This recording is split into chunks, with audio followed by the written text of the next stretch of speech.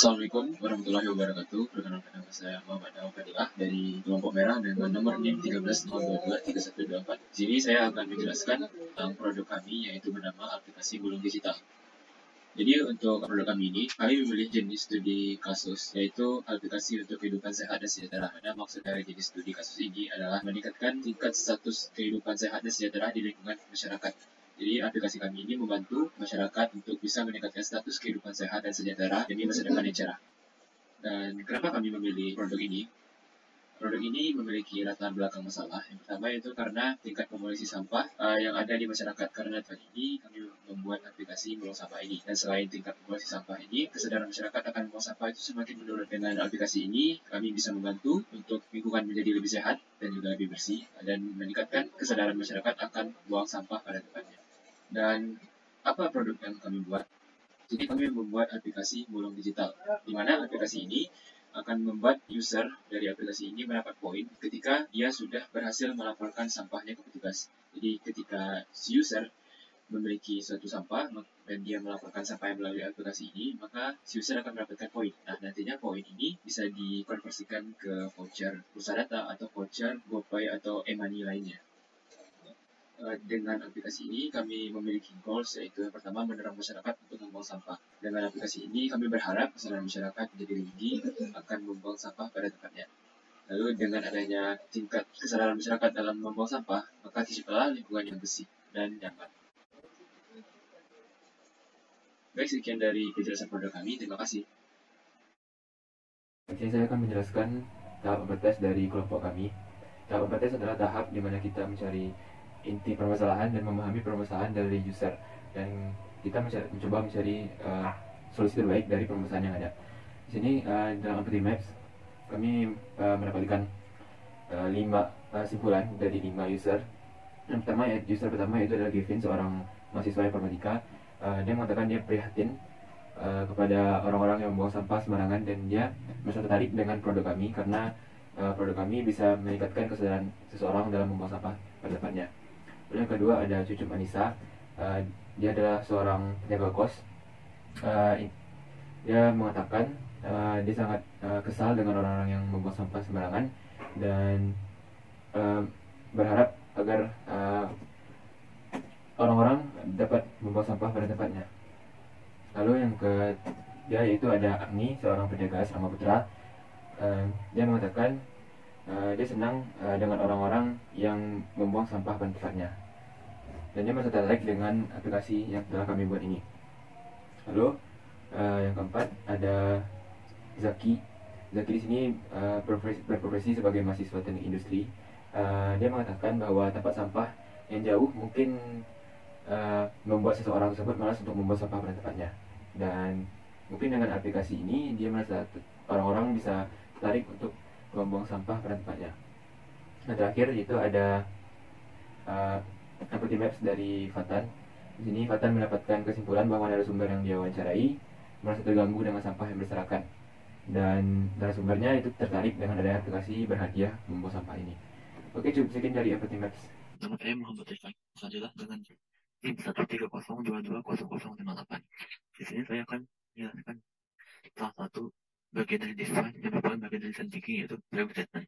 Problem statement ini kami dapatkan adalah ini. Satu, Gavin adalah mahasiswa dari jurusan informatika yang butuh cara mengingatkan orang agar membuang sampah ke tempat sampah, karena masyarakat tidak terbiasa membuang sampah ke tempat sampah dan menjadi kotor. Hipotesis statementnya. Enggak, Gavin adalah mahasiswa dari jurusan informatika yang butuh cara untuk membuat orang peduli di lingkungannya, karena merasa terganggu dengan lingkungannya kotor. Hipotesis statement. Tiga, Zaki adalah seorang mahasiswa yang butuh cara untuk dapat uang tambahan karena dia butuh uang. Hipotesis statement. 4. Zaki adalah seorang mahasiswa yang butuh masukan tambahan karena dia sering menyetok makanan dan jajanan. Hipotesis statementnya. 5. Hefti adalah penjaga toko yang butuh cara untuk membuat lingkungannya lebih hijau karena orang malas membuang sampah ke tempat sampah. Hipotesis statementnya. 6. Hefti adalah penjaga toko yang butuh cara menghasilkan uang dari sampah karena langsung berpikir mereka tidak mendapatkan keuntungan apapun dari itu. Hipotesis statementnya. 7. Cucu Manika adalah seorang pengelola kos yang membutuhkan cara supaya sampah yang dihasilkan penghuni kosnya bisa dikelola dengan baik sesuai jenisnya karena penghuni kosnya selalu mencampurkan sampah organik dan anorganik. Hipotesis statementnya. 8. Cucu Vanessa adalah seorang pengelola kos yang membutuhkan cara supaya sampah dari lingkungan tempat tinggalnya dan milik pengelolanya, karena masih banyak orang yang membuat sampah sembarangan di sekitar lingkungannya. Hipotesis statementnya. 9. Akan adalah seorang peneliti wisata yang butuh jasa untuk mengukur banyaknya sampah yang dikumpulkan, karena dia ingin tahu berapa banyak produksi sampah di tempatnya. Hipotesis statementnya. 10. Akan adalah seorang konektor asrama yang butuh cara agar dapat mengubah sampah menjadi pendapatan karena sampah yang dikumpulkan dapat menjadi uang tambahan. Hipotesis statementnya. Dan ini adalah value proposition yang kami dapatkan. 1. Lingkungan pelaporan untuk pengelolaan sampah yang berserakan dan lingkungan. 2. Fitur untuk perhitungan bobot poin untuk sampah organik dan anorganik per kilonya. 3. Fitur untuk mengetahui volume produksi sampah pada suatu tempat.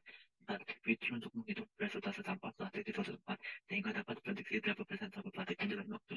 5. Fitur untuk pengumpulan poin yang bisa dikonversi ke saldo dana, GoPay, dan lain-lain dari hasil pembuangan sampah. Perkenalkan, nama saya Muhammad Yasdani, NIM 1302223134. Pada tahap ini, kita akan membahas tentang hasil dari IDIAT dari kelompok merah. IDIAT itu sendiri merupakan tahapan untuk membuat solusi-solusi dari permasalahan yang sudah didefinisikan pada tahapan sebelumnya.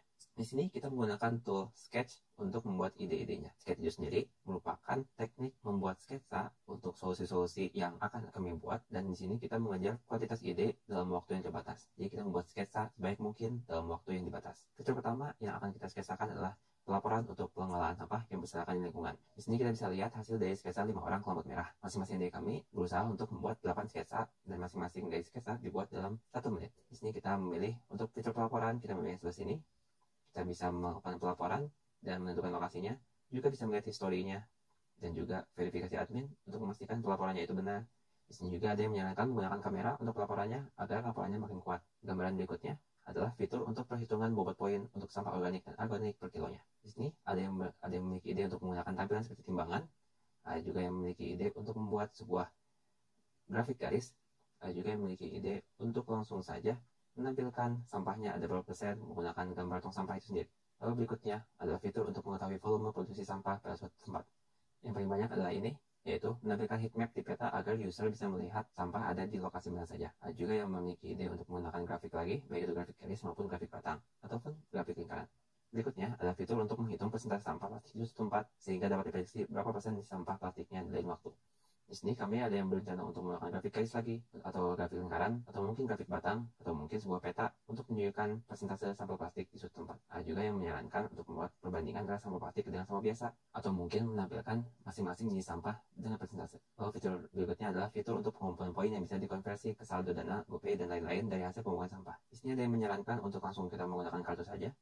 Ada juga yang menyarankan kita menggunakan drop down. Dia menjelaskan tentang langkah-langkah dari penggunaan poinnya. Ada juga yang menyarankan menggunakan tombol saja untuk memisahkan kategori antara poin-poin yang bisa ditukarkan. Sekian pembahasan dari tahapan IDIAT kelompok merah ini. Tahapan berikutnya adalah prototyping, dan kami membuat wireframe berdasarkan ide-ide yang kami dapatkan di sini. Saya Fauzan Mulyawarman dengan NIM 130223127 akan mempresentasikan tahapan prototyping dan tahapan testing. Yang pertama, untuk tahapan prototyping itu adalah kegiatan untuk menciptakan versi awal dari produk kita, tetapi produk yang dihasilkan belumlah produk yang aslinya, sehingga ini akan mempermudah para pengembang apabila pada tahapan testing nanti ditemukan kesalahan fitur atau kesalahan fungsi yang ditemukan. Kemudian dari segi biaya pun, pada tahapan prototyping ini akan relatif memakan biaya yang lebih sedikit. Salah satu yang dapat kita lakukan pada tahapan prototyping adalah dengan membuat sebuah wireframe. Di tahapan prototyping ini saya akan menjelaskan wireframe dari fitur yang kami buat bersama kelompok. Yang pertama, saat user pertama kali membuka aplikasi kami, maka user dapat melihat halaman utamanya. Di halaman utama itu, bagian paling atas itu terdapat nama atau judul dari aplikasinya, yaitu Mulung Digital. User akan langsung dapat melihat informasi saldo yang didapatkan ketika sudah melakukan pelaporan. Kemudian di sini ada tombol riwayat. Fitur yang pertama, membuat pelaporan untuk lingkungan yang tercemar oleh sampah. Di halaman utama ini, user dapat langsung mengklik tombol pelaporan di menu bawah, maka user akan diarahkan ke menu pengisian datanya. Nah, di sini ada tombol bulatan, ini untuk mengarahkan user kepada halaman kamera. Kemudian di sini ada terdapat tombol untuk memilih gambar dari galeri. Ketika user menekan tombol potret ini, maka nanti fotonya akan muncul di sini. Dan jika sudah lengkap, maka user dapat langsung mengirim pelaporannya. Kemudian akan muncul pop-up pelaporannya sukses. Kemudian di sebelah tombol pelaporan terdapat tombol history untuk riwayat pelaporan yang sudah dilakukan oleh user. Riwayat pelaporannya itu dibagi berdasarkan per tanggalnya. Kemudian fitur yang kedua itu riwayat perolehan poin dari hasil pembuangan sampah. Di sebelah saldo itu terdapat tombol untuk riwayat dari poin yang didapatkan oleh si user. Ketika user mengklik tombol ini, maka user dapat melihat grafik perkembangan poin yang didapatkan oleh si user. Apabila user mengklik listnya itu, maka akan diarahkan ke menu detailnya. Di menu akun, di kanan bawah, itu terdapat profile. Fitur ketiga itu adalah detail penyebaran volume sampah di lingkungan. Kemudian yang fitur keempat itu adalah persentase dari setiap jenis sampahnya. Ketika diklik, ini akan menuju ke halaman detail. Lebih spesifik lagi, misalkan di sini di kampung A itu berapa persen penyebaran sampahnya bisa dilihat melalui detail. Nah, di detail ini, ketika user mengklik detail ini akan masuk ke fitur yang keempat, yaitu persentase dari sampahnya. Kemudian untuk fitur yang terakhir, yaitu fitur yang kelima, adalah penukaran poin kepada saldo GoPay, pulsa, paket data, atau pembelian voucher untuk berbelanja. Untuk pembelian voucher. Nah, di voucher ini, di halaman voucher ini, user bisa membeli beberapa kategori voucher. Selain di sini ada voucher terbaru. Nah, ketika user memilih salah satu kategori voucher, maka akan diarahkan ke menu untuk memilih vouchernya. Kemudian user bisa mengklik detail untuk melihat detail vouchernya seperti bagaimana sih penggunaan vouchernya, persyaratannya apa saja, dan harganya. Kemudian jika user merasa cocok, user bisa membeli voucher tersebut. Di menu voucher saya itu terdapat list vouchernya. Di pojok kanan atas itu terdapat status dari vouchernya. Selanjutnya adalah tahapan testing.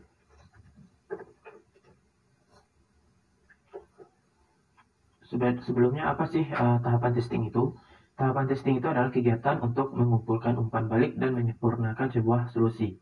Kalau pada tahapan prototyping sebelumnya, kita mungkin beranggapan bahwa solusi yang kita berikan itu sudah merasa sempurna.